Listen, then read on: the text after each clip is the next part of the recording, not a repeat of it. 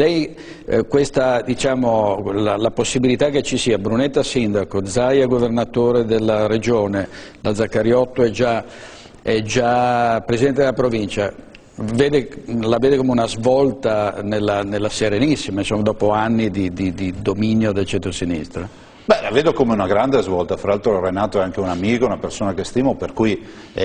sono felice di questa scelta, direi la persona giusta al posto giusto, e penso che questo possa rappresentare nel momento in cui si compirà questo progetto una grande opportunità per il Veneto, un Presidente della Regione del centrodestra, un Sindaco della città del centrodestra, una Presidente della provincia del centrodestra, e quindi due leghisti e un PDLino, mettiamola così, significherebbe per noi un'opportunità di dialogo, non di contrapposizione, di progettualità comune. Abbiamo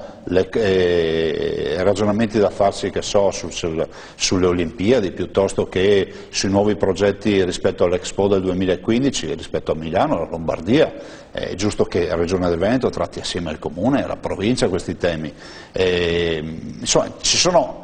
problemi di viabilità, di progettualità, la conclusione del Mose, la riconversione, o meglio io la definirei il rilancio dell'area di Marghera, ecco, a altra opportunità. Direi che un dialogo fatto tra amici produce di più che un dialogo fatto tra avversari, perché poi di fatto le campagne elettorali finiscono e i rappresentanti degli enti dialogano anche da amici, però poi sotto ci sono sempre i partiti, ci sono i consigli comunali, i consigli regionali e provinciali che poi fibrillano in continuazione.